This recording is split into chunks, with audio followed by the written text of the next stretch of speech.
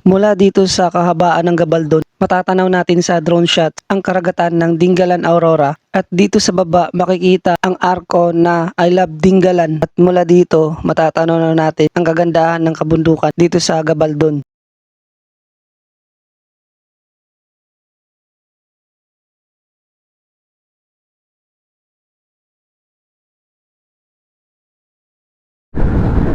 So yun po, kakatapos lang namin magpagawa ng motor. Diretso na tayo ngayon sa dagat, sa Dingalan. May nirereto kasi yung kaibigan ko doon na resort. Sabi niya mura lang daw yun. Sa kanila daw yun eh. Doon tayo pupunta ngayon. Eh nagcha-charge pa kasi tayo. So mamaya, andun na tayo. Let's go. Nandito na pala tayo sa tabing dagat ngayon. I love butas na bato. Ayun oh, solid. Pagbalik na tayo uminto dyan, pupunta muna tayo ngayon dun sa nirereto sa atin na ano yun? Nabasa tayo dun may tumagas sa punta muna tayo ng resort. Bukas na lang tayo pupunta dun, magpa-picture. May ilog oh. So yun po, pababa yung papunta dito sa Dingalan. Nasa baba na kami ngayon. Ito, nasa tabing dagat. Nasa 19 minutes pa para makarating tayo doon sa bahay ng kaibigan natin na doon daw tayo mag-stay sa kanila. Mura lang kasi din doon.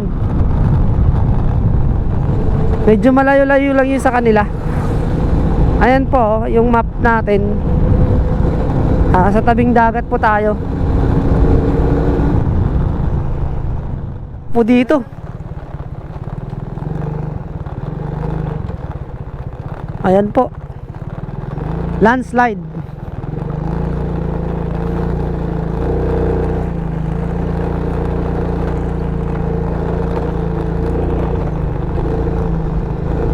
Ganda ng view, solid.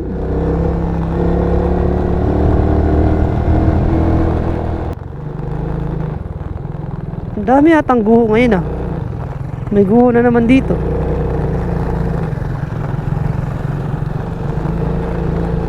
Yun mas lalo ko nang natatanaw yung kagandahan ng karagatan.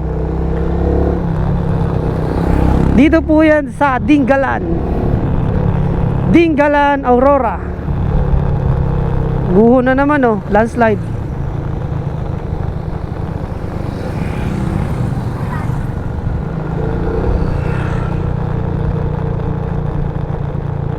Maya maya nandun na tayo.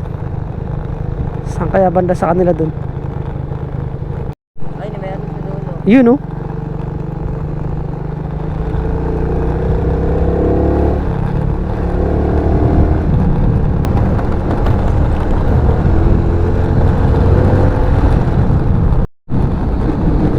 parang tayo na lang tao dito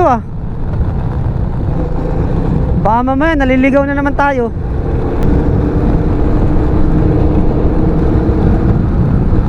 Walang katao-tao Baka sa prank na naman to.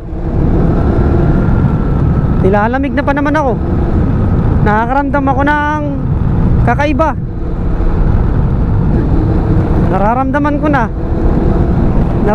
ko na talaga na malapit na tayo sa katotohanan. Na ilang minuto na lang nandun na tayo. Ito na talaga.